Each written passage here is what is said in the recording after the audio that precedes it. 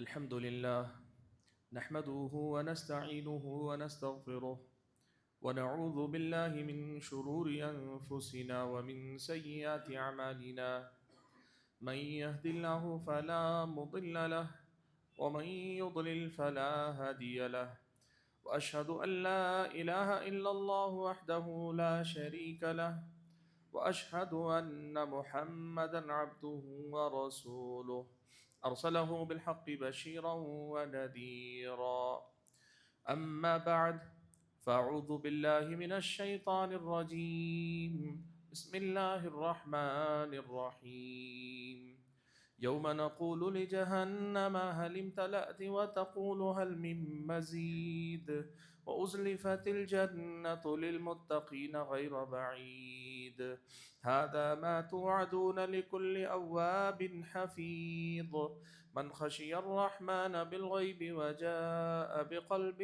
منيب ادخلوها بسلام ذلك يوم الخلود لهم ما يشاءون فيها ولدينا مزيد وكم أهلكنا قبلهم من قرن هم أشد منهم بطشا فنقبوا في البلاد هل من محيص إن في ذلك لذكرى لمن كان له قلب أو ألقى السمع وهو شهيد ولقد خلقنا السماوات والأرض وما بينهما في 6 أيام وما مسنا من لغوب فاصبر على ما يقولون وسبح بحمد ربك قبل طلوع الشمس وقبل الغروب ومن الليل فسبحه وأدبار السجود واستمع يوم ينادي المناد من مكان قريب يوم يسمعون الصيحة بالحق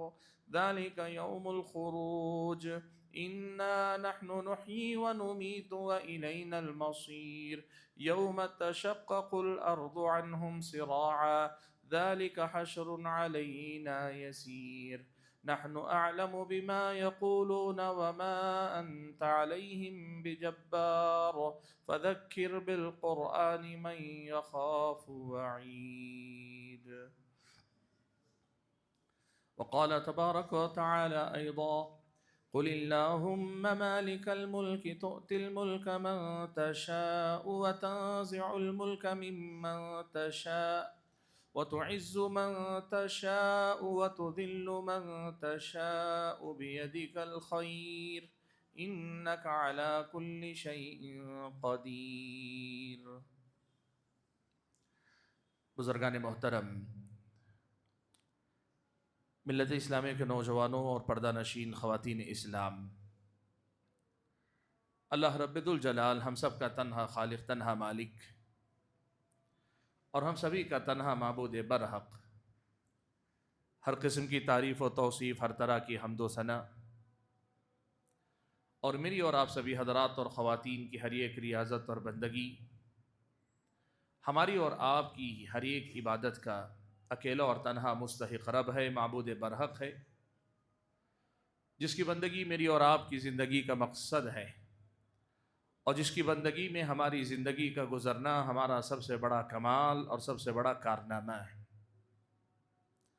درود و سلام ہو نبی آخر الزماں پیارے نبی محمد صلی اللہ علیہ وسلم کے ذات گرامی پر، جنہیں اللہ تبارک و تعالیٰ نے اپنا آخری نبی و رسول بنا کر بھیجا، جنہوں نے اللہ تعالیٰ کے دین کی ہر بات کو بڑی وضاحت کے ساتھ ہمارے اور آپ کی اس دنیا میں جتنے بھی ہمارے اور آپ کے اعمال ہیں، ان میں ہم اور آپ کو اللہ کی بندگی کیسے تلاش کرنی چاہیے، اس کی وضاحت کے ساتھ ہم اور آپ تک پہنچا دیا۔ اللہ تبارک و تعالیٰ کے دین کو پوری دیانتداری کے ساتھ مکمل کیا اور اپنی ذمہ داری کو اچھے انداز میں ادا کر کے دنیا سے رخصت ہو گئے۔ حاضرین جمعہ، اس سے پہلے جو خطبہ جمعہ ہوا تھا، اس خطبے میں نے آپ کے سامنے برکت کے حصول کے کئی اسباب کا تذکرہ کیا تھا کہ دنیا کے اندر اگر ہم اور آپ اپنی دنیا کو بابرکت بنانا چاہتے ہیں یا آخرت میں ہم اور آپ اللہ تبارک و تعالیٰ کی ان برکتوں کو دیکھنا چاہتے ہیں تو قرآن و سنت میں ہم اور آپ کو جو اسباب بتائے گئے سکھائے گئے ہیں وہ کیا ہیں؟ کئی اسباب میں نے گنائے تھے۔ آج اسی مسئلے کو سامنے رکھتے ہوئے برکت سے متعلق جو بنیادی مسئلہ جسے ہم تبرک کہتے ہیں، برکت حاصل کرنا یا برکت طلب کرنا، اس مسئلے سے متعلق اسلامی شریعت کی جو بنیادی تعلیمات ہیں وہ اور ان میں غلطی لوگوں سے کہاں ہو رہی ہے وہ باتیں آپ کے سامنے واضح کرنا چاہتا ہوں۔ حاضرین گرامی قدر، تبرک عربی زبان کا ایک لفظ ہے جس کا معنی ہوتا ہے برکت کی طلب کرنا، برکت چاہنا، برکت مانگنا یا برکت حاصل کرنے کے لیے کوشش کرنا۔ قرآن و سنت میں ہم اور آپ کو ایک حقیقت یہ بتائی گئی ہے کہ برکت اگر خیر کے جمع ہونے، خیر کے بڑھنے یا جمع شدہ خیر کے ٹہرے رہنے کا نام اگر برکت ہے تو اس کا مطلب یہ ہوا کہ برکت کا تعلق خیر سے ہے، اور خیر اور شر سارے معاملات صرف اللہ تعالیٰ کے اختیار میں ہیں۔ چھوٹا سا خیر ہو یا بڑے سے بڑا خیر ہو، اس دنیا کا خیر ہو یا آخرت کا خیر ہو، ہر طرح کا خیر صرف اور صرف اللہ تبارک و تعالیٰ کے اختیار میں، اللہ تعالیٰ کے ہاتھ میں ہے۔ قرآن مجید کی جو آیت کریمہ میں نے آپ کے سامنے پڑھی، اس آیت میں اللہ تبارک و تعالیٰ نے یہی بنیادی بات بڑے وضاحت کے ساتھ بیان کی، کہا قُلِ اللہم مالک الملک، اے اللہ کے نبی آپ کہہ دیں اللہم، اے اللہ تبارک و تعالی، مالک الملک، ہر قسم کی بادشاہت یا ہر قسم کی ملکیت کے مالک، تؤتی الملک من تشاء، تو جسے چاہتا ہے یہ ملکیت یا بادشاہت عطا کرتا ہے، یعنی تو جسے چاہے کسی بھی چیز کا مالک بنا دیتا ہے۔ وتنزع الملک ممن تشاء، تو جس سے چاہتا ہے بادشاہت چھین لیتا ہے یا ملکیت چھین لیتا ہے، یعنی ہماری اور آپ کی ملکیت میں موجود کسی بھی چیز کو وہ واپس لے سکتا ہے۔ وہی کرتا ہے یہ فیصلہ کہ یہ خیر ہم پر سے ختم ہونا چاہیے۔ وتعز من تشاء، تو ہی عزت عطا کرتا ہے، وتذل من تشاء، تو ہی ذلت بھی نصیب کرتا ہے۔ بیدک الخیر، تیرے ہی ہاتھ میں خیر پورا کا پورا ہے، سارا خیر تیرے ہی ہاتھ میں ہے۔ انک علی کل شیء قدیر، یقیناً تو ہر چیز پر قدرت رکھنے والا ہے۔ قرآن مجید کی یہ جو آیت کریمہ ہے، برکت کے موضوع پر ہم اور آپ کو ایک بنیادی مسئلہ بتا دیتی ہے، سمجھا دیتی ہے کہ برکت اگر خیر کو حاصل کرنے کا نام ہے، اچھائی کو حاصل کرنے یا اس میں اضافے کا نام ہے، دنیا کی کوئی بھی اچھی چیز، مال ہو، دولت ہو، جو ہماری دنیا کی بہتری کے لیے کام آئے یا ہماری اور آپ کی آخرت کی بہتری کے لیے، کوئی بھی خیر اگر ہے یہ صرف اللہ تعالیٰ کے اختیار میں ہے۔ اور جب یہ بات قرآن و سنت سے واضح ہے کہ یہ خیر کے سارے معاملات اللہ ہی کے ہاتھ میں ہیں، تو پھر اسلامی شریعت ہم اور آپ کو یہ بتاتی ہے کہ تبرک یعنی برکت طلب کرنا، خیر طلب کرنا، یہ بھی صرف اللہ تبارک و تعالی ہی سے طلب کرنا چاہیے۔ خیر کوئی بھی آپ مانگے، اور تبرک کے نام پہ آپ کچھ بھی حاصل کرنا چاہ رہے ہیں، وہ کس سے مانگنا چاہیے؟ وہ اللہ تعالیٰ ہی سے مانگنا چاہیے، اس لیے کہ اللہ تبارک و تعالیٰ نے ہی یہ ساری باتیں اپنے اختیار میں رکھی ہیں، اور جب اللہ نے سارے معاملات اپنے اختیار میں رکھیں تو خیر اسی سے طلب کرنا چاہیے، برکت اسی سے چاہنی چاہیے۔ یہ پہلی بنیادی بات ہے جو تبرک یا برکت کے مسئلے میں قرآن و سنت میں ہم اور آپ کو بتائی گئی کہ دیکھو خیر اللہ کے ہاتھ میں ہے، تو تبرک صرف اللہ تبارک و تعالیٰ سے طلب کرنا چاہیے۔ ہاں، دنیا کے ہر باب کی طرح، ہر میدان کی طرح اللہ تبارک و تعالیٰ نے برکت کے اسباب رکھے ہیں۔ اللہ نے کچھ چیزوں کو ذریعہ بنایا ہے، دیتا اللہ ہی ہے، لیکن اللہ تبارک و تعالیٰ نے اس برکت کے حاصل کرنے کے لیے ذریعہ بنایا۔ یہ ذریعے کیسے ہیں ان کو پہلے سمجھے ہم اور آپ۔ کیا اللہ تبارک و تعالیٰ نے خیر اور شر کے معاملات دنیا میں کسی کو دے دیے؟ دیا اللہ ہی نے ہے۔ کیا انسانوں میں سے یا جنوں میں سے یا فرشتوں میں سے کسی کے ہاتھ میں اللہ تعالیٰ نے خیر کے معاملات دے دیے ہیں کہ تم اپنی طرف سے اب لوگوں میں بانٹ سکتے ہو، اور آدمی ان سے مانگے خیر، ان سے مانگے تبرک کہ اللہ تعالیٰ نے ان کو دے دیا ہے؟ یا پھر یہ کہ برکت کے ذرائع کا مطلب کچھ اور ہے؟ اگر آپ قرآن و سنت پڑھ کر دیکھیں، اور جو گزشتہ خطبہ تھا جس میں نے آپ کے سامنے برکت کے اسباب گنائے، اگر آپ ان کو سامنے رکھیں تو بات یہ صاف ہوتی ہے، اللہ نے ذریعے بنائے ہیں، لیکن ذریعہ بنانے کا مطلب یہ نہیں ہے کہ ہم ان چیزوں کو غیر اللہ سے طلب کریں۔ ذریعہ بنانے کا مطلب یہ ہے کہ ذریعے کو اختیار کر کے اللہ ہی سے مانگا جائے۔ وہ عمل، وہ نیکی، وہ اچھائی، وہ مختلف کوششیں اللہ نے ان کو سبب بنایا ہے کہ آدمی ان کو اختیار کرے۔ مثال کے طور پہ دعا ہے، ایک ذریعہ ہے برکت کے حصول کا، اور بہت بڑا ذریعہ ہے۔ اس کا مطلب یہ نہیں کہ اللہ تعالیٰ نے دعا کو ذریعہ بنایا ہے، اللہ تعالیٰ نے یہ معاملہ اپنے اختیار سے نکال کے کسی اور کو دے دیا ہے، نہیں۔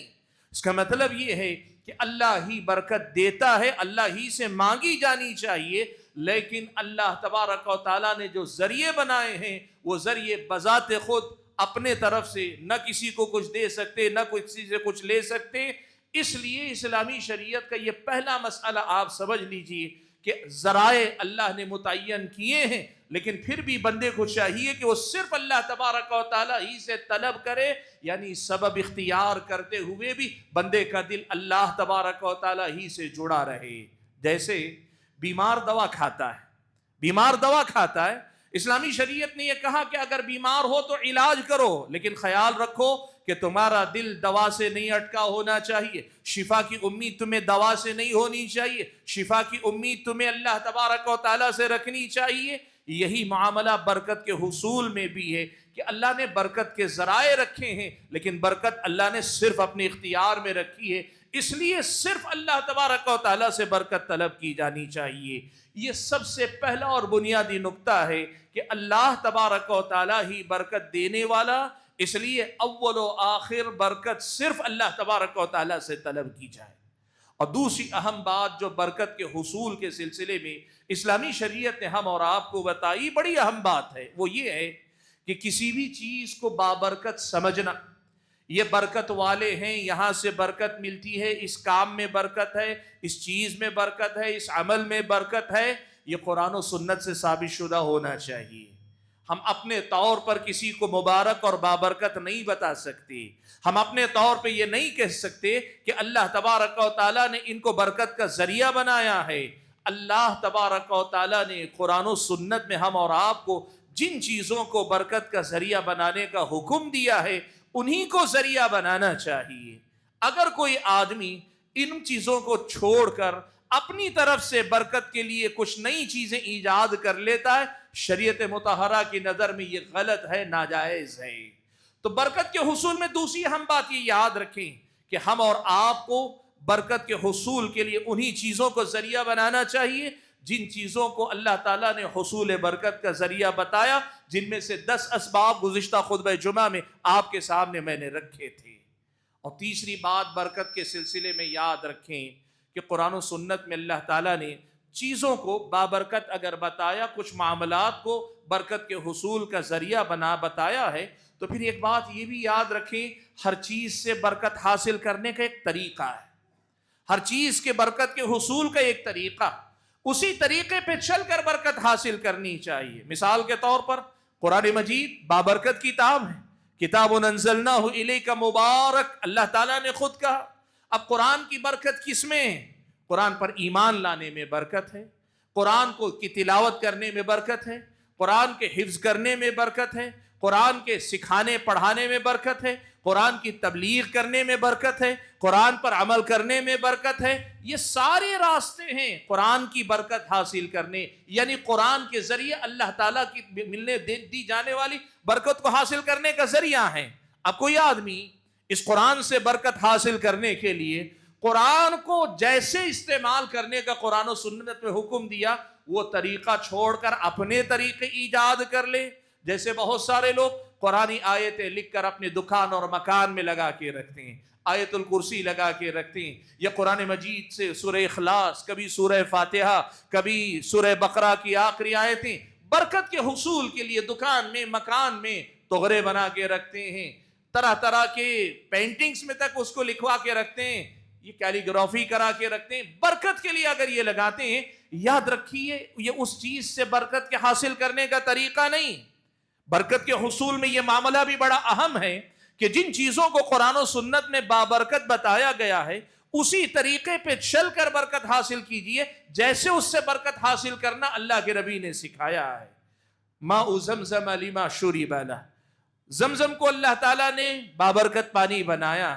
لیکن ماء زمزم کے مبارک ہونے کا مطلب کیا ہے؟ زمزم کے بابرکت ہونے کا مطلب کیا ہے؟ حدیث کے الفاظ میں اہل علم نے کہا ماء زمزم لما شرب لہ، یعنی یہ پانی پیا جائے تو اللہ تعالیٰ نے اس کے اندر برکت رکھی ہے۔ سبحان اللہ، کچھ لوگ برکت کے حصول کا زمزم کے سلسلے میں یہ بھی طریقہ اپنا لیتے ہیں، حج پہ جاتے ہیں، عمرے پہ جاتے ہیں، فارغ ہونے کے بعد عمرے سے حج سے فارغ ہونے کے بعد اپنا احرام زمزم میں بھگوتے ہیں اور سکھا کر لاتے ہیں اور آنے کے بعد وصیت کرتے ہیں کہ میری موت ہو تو اسی کفن میں میری تدفین ہونی چاہیے، یہی احرام میرا کفن ہونا چاہیے، اس لیے کہ زمزم میں ڈبویا ہوا میرا یہ احرام ہے۔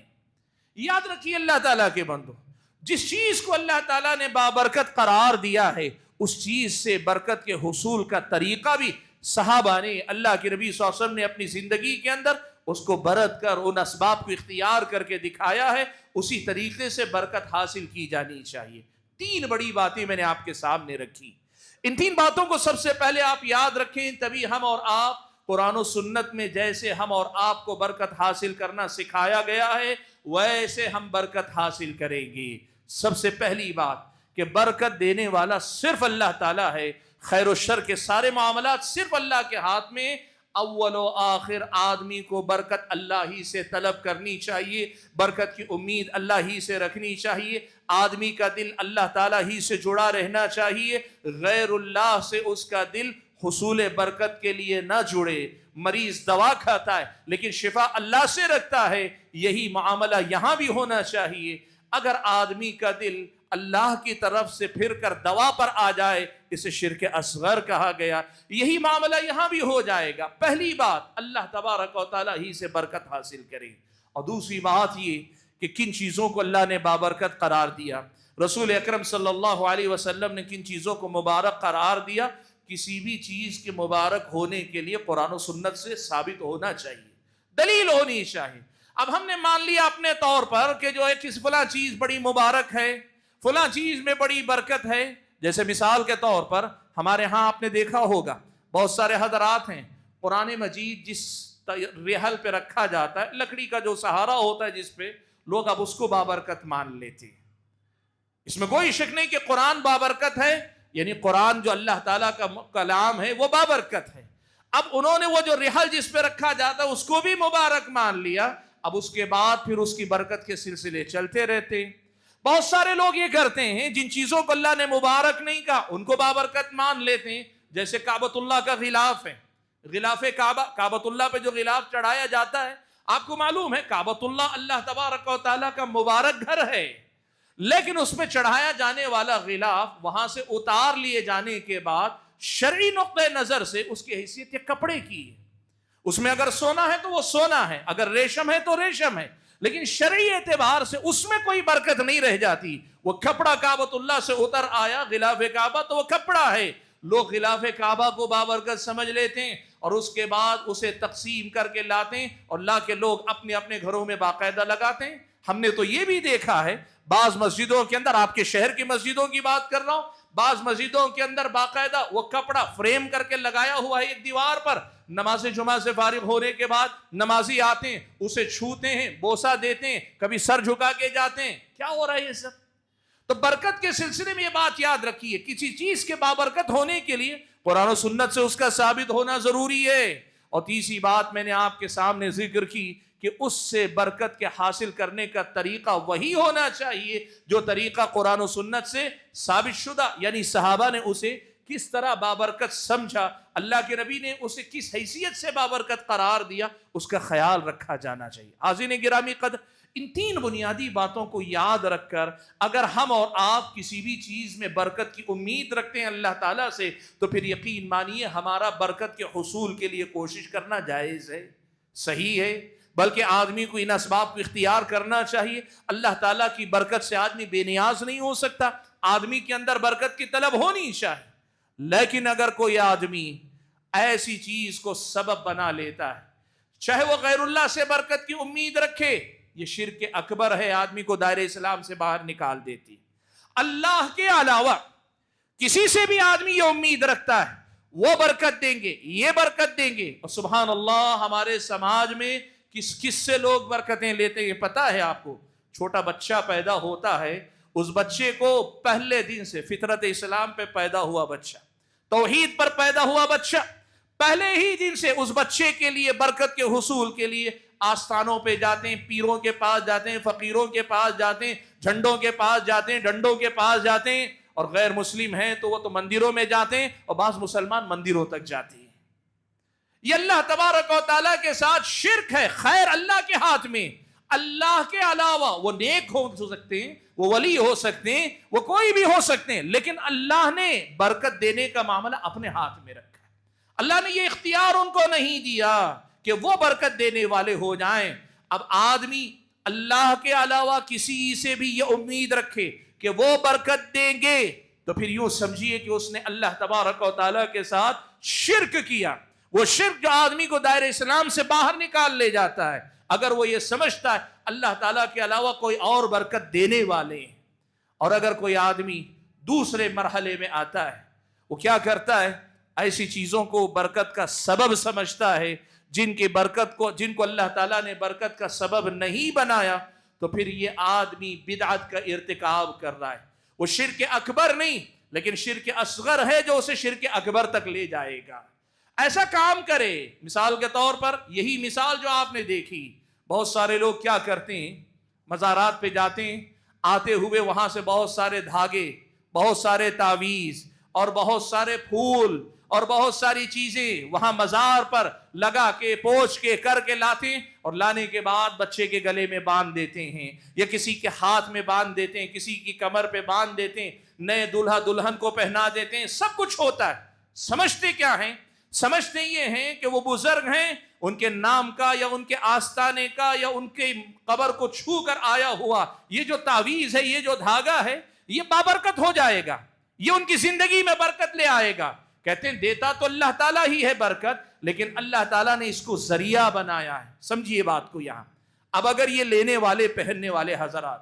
یہ عقیدہ رکھتے ہیں کہ وہ جن کے نام سے وہ دھاگا آیا، جن کے پاس سے وہ دھاگا آیا، جن کے آستانے سے وہ دھاگا آیا، جن کے پاس سے یہ چیزیں آئیں، وہ برکت دینے والے ہیں، تو پھر یہ شرک اکبر آدمی کو دائرہ اسلام سے نکالنے والی بات،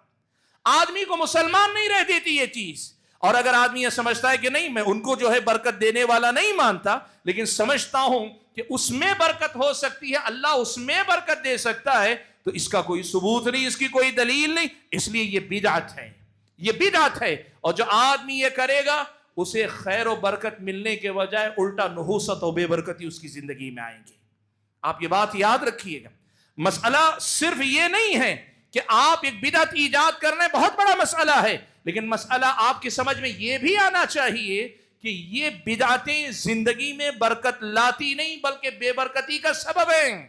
اس سے برکت آتی نہیں، برکت جاتی ہے۔ وجہ کیا؟ آپ نے برکت مانگی تو اللہ سے، لیکن طریقہ آپ کا صحیح نہیں، طریقہ آپ کا غلط ہے۔ وہ راستہ جو اللہ نے نہیں بتایا، آپ اپنی طرف سے برکت کا تلاش کر رہے ہیں۔ جس راستے اللہ دینا چاہتا ہے وہاں سے لینے تیار نہیں، آپ کہہ رہے نہیں میں اس راستے سے لوں گا، میں فلاں کے ذریعے لوں گا۔ اسلامی شریعت یہ بتاتی ہے کہ اللہ تبارک و تعالیٰ کے طے کردہ راستے سے ہٹ کر اگر آپ چلیں گے، اللہ تبارک و تعالیٰ برکت نہیں دے گا۔ سبحان اللہ۔ بھائیو، ہمارے اور آپ کے سماج میں یہ جو مسئلہ ہے تبرک کا، بہت بڑا مسئلہ ہے اور بہت زیادہ عام ہے، حتیٰ کہ بعض لوگ لفظ تبرک صحیح سے نہیں بولتے، تبرک کہتے ہیں۔ ہماری عام زبان میں آپ نے سنا ہوگا تبرک کہتے ہیں، تبرک بھی نہیں بول پاتے، تبرک کہتے ہیں، لیکن بہرحال زندگی میں اسے عام کیے ہوئے ہیں۔ جو جاتے ہیں، حتیٰ کہ آپ نے سنے ہوں گے کہ مندروں کے لڈو لاتے ہیں،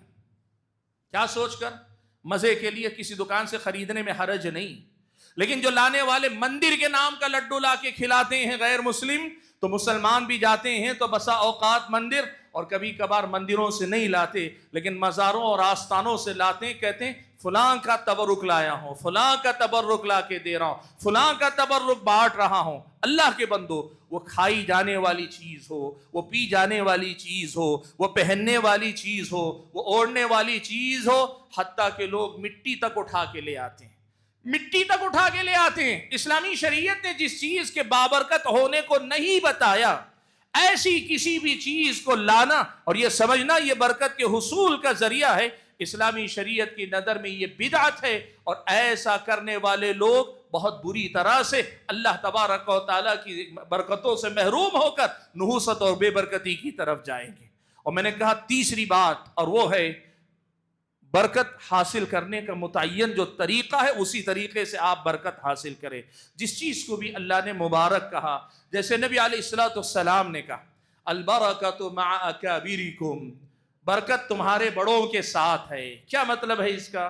اس کا مطلب یہ ہے کہ اللہ تبارک و تعالیٰ نے ایک مسلمان جو اللہ تعالیٰ کی بندگی کرتے ہوئے حالت اسلام میں بڑھاپے کو پہنچ جاتا ہے، اللہ تبارک و تعالیٰ ان کو دین کی اور دنیا کی جو تجربات کی شکل میں سمجھ بوجھ دیتا ہے، یہ ساری چیزیں اللہ تبارک و تعالیٰ کی طرف سے دی جانے والی برکت ہے۔ اب اگر کوئی آدمی یہ سمجھ لے کہ اللہ کے نبی صلی اللہ علیہ وسلم نے خود کہا کہ تمہارے بڑوں کے ساتھ برکت ہوتی ہے، اس کا مطلب یہ ہوا کہ بڑوں نے جو کپڑے پہنے، جس کمرے میں وہ رہتے تھے، جس بستر پہ وہ لیٹتے تھے، جو چپل وہ پہنتے تھے، جو لاٹھی وہ استعمال کرتے تھے، جو چشمہ وہ پہنتے تھے، جو ٹوپی یا پگڑی وہ پہنتے تھے، اسے بابرکت سمجھنے لگ جائے، یہ حدیث کا وہ معنی نہیں ہے جو اللہ کے نبی صلی اللہ علیہ وسلم نے سمجھا۔ اس لیے کہ یہ حدیث صحابہ نے سنی، سمجھی، عمل کی، لیکن صحابہ نے کبھی ایک دوسرے کے کپڑوں میں برکت نہیں تلاش کی، صحابہ نے کبھی جا کر ایک دوسرے کے مکان دکان کو چھو کر برکت حاصل نہیں کی، صحابہ نے کبھی جا کر دیواروں کا بوسہ لے کر برکت حاصل کرنے والے کام نہیں کیے۔ یاد رکھیے گا، برکت کے حاصل کرنے میں اس کا کی کیفیت کا بڑا عمل دخل ہوتا ہے۔ مثال کے طور پر آپ دیکھیے مسجد حرام، کعبۃ اللہ کی جو مسجد ہے، بابرکت مسجد ہے، اور اس کی برکت کیا ہے؟ حدیث میں اللہ کے نبی نے خود ارشاد فرمایا وہاں کی ایک نماز یہاں کی نمازوں کے مقابلے میں 1,00,000 نمازوں کی برابری کرتی۔ فضیلت ہے، برکت ہے۔ اب وہاں کی برکت کا حصول کیا ہے؟ وہاں کی برکت کا حصول عبادت کرنے میں۔ اب کوئی آدمی وہاں جا کر وہاں کی دیواروں کو چومنے لگے اور کہے کہ میں برکت کے لیے چوم رہا ہوں، تو پھر اسلامی شریعت کہتی یہ برکت کے حاصل کرنے کا طریقہ نہیں ہے۔ اللہ نے مبارک بنایا، لیکن اس کا طریقہ اللہ نے جو رکھا ہے اس طریقے سے تم انحراف کرو، اسلامی شریعت کی نظر میں یہ برکت حاصل کرنے کا طریقہ نہیں۔ حاضرین گرامی قدر، یہ 3 بنیادی باتیں اور 3 بنیادوں میں غلطی ہونے کے نتیجے میں بدعت یا شرک کے درجے میں آدمی کا داخل ہونا، اس مسئلے کو ہم اور آپ کو اچھے سے یاد رکھنا چاہیے۔ چلیے دیکھتے ہیں، پیارے نبی صلی اللہ علیہ وسلم کے زمانے میں ایک واقعہ پیش آیا، مسند احمد وغیرہ کی روایت ہے۔ حضرت ابو واقد اللیثی رضی اللہ تعالیٰ عنہ روایت فرماتے ہیں کہ مکہ فتح ہوا۔ مکہ فتح ہونے کے بعد نبی علیہ السلام اور آپ کے صحابہ حنین کی طرف یعنی طائف کی طرف جا رہے ہیں۔ وہاں جنگ حنین کے لیے جب اللہ کے نبی صلی اللہ علیہ وسلم نکلے تو کچھ نئے جو لوگ ابھی اسلام قبول کیے تھے انہوں نے ایک درخت دیکھا۔ بعض روایتوں سے معلوم ہوتا ہے کہ وہی درخت دیکھا جس کا تذکرہ آئے گا، یا یہ کہ کوئی عام درخت دیکھا۔ درخت کیا تھا؟ زمانہ جاہلیت مشرکین کے پاس ایک عقیدہ تھا، ایک درخت تھا جس کے اندر بہت زیادہ کھوٹے انہوں نے گاڑے ہوئے تھے، کھوٹے گاڑے ہوئے تھے ایک درخت پر، اور اس کے بارے میں ان کا عقیدہ یہ تھا کہ اس درخت میں بڑی برکت ہے، یہ درخت اتنا بابرکت ہے کہ اپنے جو اسلحے جنگوں کے لیے نکلتے تو اپنا ہتھیار اس میں لٹکا دیتے، اور سمجھتے تھوڑی دیر وہ لٹکا رہے گا تو یہ ہتھیار جو ہے اس کی تاثیر بڑھ جائے گی، اس کی قوت بڑھ جائے گی۔ اسے ذات و انوات کہتے ہیں، کھوٹے دار درخت۔ مشرکین مکہ زمانے جاہلیت میں اپنے ہتھیار اس درخت پہ لگاتے تھے۔ حدیث کی 2 الگ روایتوں سے معلوم ہوتا ہے کہ صحابہ نے وہی درخت دیکھا یا صحابہ نے بہت بڑا ایک درخت دیکھا جو اس کے جیسا دکھتا تھا، تو کہا اللہ کے نبی صلی اللہ علیہ وسلم سے کہ یا رسول اللہ اجعل لنا ذات انواط کما لهم ذات انواط، اے اللہ کے رسول جیسے مشرکین مکہ کے پاس ایک درخت ہے جس پہ ہتھیار لگا کر وہ برکت حاصل کرتے ہیں یا طاقت حاصل کرتے ہیں یا اپنے ہتھیار لگا کر قوت کا ذریعہ سمجھتے ہیں، ہمارے لیے بھی ایک کھونٹے دار درخت بنا دیجئے اللہ کے نبی۔ صحابہ نے جو نئے اسلام قبول کرنے والے لوگ تھے انہوں نے یہ سوال جب اللہ کے نبی صلی اللہ علیہ وسلم سے کیا تو اللہ کے نبی نے کیا کہا معلوم ہے؟ اللہ کے نبی نے کہا واللہ لقد قلتم کما قالت بنو اسرائیل لموسیٰ، اللہ کی قسم تم نے بالکل ویسی بات کہی ہے جیسے بنی اسرائیل نے حضرت موسیٰ سے کہی تھی. اور بنی اسرائیل نے کیا کہا تھا؟ اجعل لنا الہا کما لہم آلہہ. حضرت موسیٰ علیہ السلام جب قوم کو لے کر نکلے سمندر سے بچ کر فرعون سے نجات پانے کے بعد، تو گزر ہوا حضرت موسیٰ اور بنی اسرائیل کے ایک ایسی قوم کے پاس سے گزر ہوا جو اپنے بت کے سامنے عبادت کر رہے ہیں، ایک بت بنائے ہوئے اس کی عبادت کر رہے ہیں. تو بنی اسرائیل نے حضرت موسیٰ علیہ السلام سے کہا کہ اجعل لنا الہا کما لہم آلہہ. اے موسیٰ، جس طرح آنکھوں کو دکھائی دینے والا، سامنے نظر آنے والا ایک معبود ان کا ہے، ہمارا بھی ایسا ایک آنکھوں کے سامنے دکھانے والا معبود بنا دیجئے. سبحان اللہ. اللہ نے توحید پہ رکھا ہے، شرک اور بت پرستی کا مطالبہ کر رہے ہیں. اللہ تعالیٰ نے ان کو حضرت موسیٰ کے ذریعے ڈانٹ پلائی. اللہ کے نبی نے اس واقعے کی یاد دلاتے ہوئے کہا، جس طرح بنی اسرائیل نے بت پرستی کا مطالبہ کیا تھا، درخت برکت کے لیے تمہارا مانگنا بالکل ویسا ہی مطالبہ ہے جیسے انہوں نے ایک بت کا مطالبہ کیا تھا. اللہ کے بندوں، پیارے نبی صلی اللہ علیہ وسلم کی اس حدیث میں ہمارے اور آپ کے لیے سیکھنے سمجھنے کی بڑی اہم باتیں. سب سے پہلی بات تو یہ، اللہ کے نبی صلی اللہ علیہ وسلم نے غیر اللہ سے تبرک حاصل کرنے کو شرک قرار دیا. اللہ کے نبی نے کیا کہا؟ تم نے ویسا ہی مطالبہ کیا جیسے بنی اسرائیل نے موسیٰ سے مطالبہ کیا تھا. اور سوال کیا، ان کا مطالبہ کیا تھا؟ اجعل لنا الہا کما لہم آلہہ، ہمارے لیے بھی خدا بنا دیں جیسے ان کے خدا ہیں. اللہ کے نبی صلی اللہ علیہ وسلم نے اس کو اس سے مشابہ قرار دیا. اور دوسری بات یہ بھی معلوم ہوئی کہ کسی بھی چیز کو برکت کا ذریعہ بنا لینا، یا لوگوں کو دیکھ کر کہ ان کے پاس برکت کے حصول کے لیے کوئی چیز ہے، ہمارے پاس بھی ہم انہی کی نقل کریں گے، یہ اسلامی شریعت کی نظر میں بنی اسرائیل کے نقش قدم پر چلنے والی غلطی ہے اور تبرک کے حصول کا ناجائز طریقہ. اللہ کے نبی صلی اللہ علیہ وسلم نے صحابہ کو تنبیہ فرمائی، اور آپ صلی اللہ علیہ وسلم نے اسے مشرکین کی روش قرار دیا، اسے بنی اسرائیل کا غلط مطالبہ قرار دیا. یہ واقعہ بتاتا ہے کہ ہماری اور آپ کی زندگی میں تبرک یعنی برکت کے حصول کے معاملے میں ہمیں قرآن و سنت نے جو ضابطے، جو حد بندیاں دی ہیں،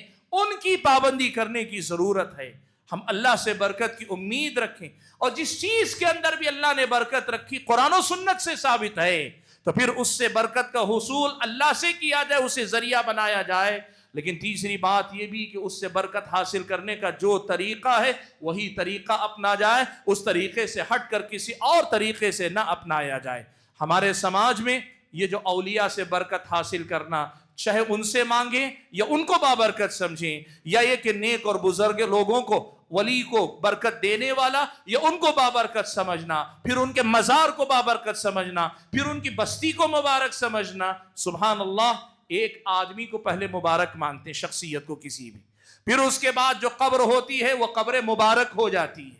اور پھر اتنی ہی قبر مبارک نہیں ہوتی، وہاں جتنی چیزیں لگتی ہیں وہ سب مبارک ہو جاتی ہیں، حتیٰ کہ جس شہر میں وہ قبر آتی ہے وہ شہر بھی شریف ہو جاتا ہے. نام کے ساتھ شریف لگا کر بولیں گے. گلبرگہ ہمارا شہر ہے، وہاں ایک مزار ہے، لوگ گلبرگہ نہیں کہتے، گلبرگہ شریف کہتے ہیں. آپ ایسے ہی دیکھ لیجئے، جس شہر میں بھی اجمیر ہے، اجمیر کو اجمیر نہیں کہتے، اجمیر کے ساتھ شریف ضرور لگاتے ہیں. یہ برکت غیر اللہ کے اندر ثابت کرنے کے بعد پھر اسے منتقل کرتے چلے جاتے ہیں. اسلامی شریعت کی نظر میں یہ وہ طریقہ ہے جو قرآن و سنت کی تعلیمات کے خلاف ہے. اللہ تعالیٰ کے بندو، قرآن میں اللہ تعالیٰ نے برکت کے یہ سارے مسائل بیان کیے. برکت دینے والا اللہ ہے، کن راستوں سے اللہ برکت دیتا ہے، آدمی کو اللہ سے برکت مانگنی ہے تو کن ذرائع کو اپنانا چاہیے، اور کیسے ان چیزوں کو برکت کے لیے برتنا، استعمال کرنا چاہیے، یہ سب جب اللہ تعالیٰ نے بتا دیا ہے، ان کو چھوڑ کر من مانے طریقے پر، من چاہے طریقے پر برکت کے حصول کی کوشش کرنا، اور یہ تبرک کے نام پر سفروں سے لوٹ کر آنے والے، مختلف مزارات کی زیارت سے واپس آنے والے لوگ جو چیزیں لا کر لوگوں میں بانٹتے ہیں، رشتہ داروں میں بانٹتے ہیں، خاندان قبیلے میں بانٹتے ہیں، یہ ساری چیزیں برکت کا نہیں، بے برکتی کا ذریعہ ہیں. اس مسئلے کو ہم اور آپ کو اچھی طرح سے سمجھنا چاہیے. حاضرین گرامی قدر، آج کے اس خطبہ جمعہ میں بنیادی طور پہ جو بات میں آپ کے سامنے رکھنا چاہتا ہوں وہ یہ کہ تبرک جسے کہتے ہیں، برکت کی طلب، برکت کی خواہش اور اس کے لیے کوشش، یہ بڑی اچھی بات ہے. اس لیے کہ ہماری اور آپ کی زندگی میں ہم محتاج ہیں اللہ تعالیٰ کی طرف سے برکتوں کے، یہ ہونا چاہیے، لیکن اس کے لیے دین کے ہر باب کی طرح قرآن و سنت میں کن چیزوں کو بابرکت قرار دیا گیا، ان سے برکت حاصل کرنے کا طریقہ کیا بتایا گیا، اور اس کے ساتھ ساتھ ان کو سبب سمجھ کر جس طرح اللہ ہی سے برکت کی امید رکھنے کی ترغیب دلائی گئی ہے، اس کو ہم اور آپ کو یاد رکھنا چاہیے۔ اللہ سے دعا کیجئے کہ اللہ تعالیٰ مجھے اور آپ سبھی حضرات اور خواتین کو تبرک کے ان مسائل کو سمجھنے کی توفیق عنایت فرمائیں، اور جن چیزوں کو اللہ تعالیٰ نے بابرکت بنایا ان چیزوں کو زیادہ سے زیادہ اپنی زندگی میں اپنانے، اور تبرک کے حاصل کرنے کے جو غیر شرعی طریقے ہیں ان سے بچنے کی اللہ ہم اور آپ کو توفیق عنایت فرمائے۔ اللہ تعالیٰ کہنے اور سننے سے زیادہ ہم اور آپ کو عمل کے توفیق عنایت فرمائے۔ آمین۔ وآخر دعوانا ان الحمد للہ رب العالمین۔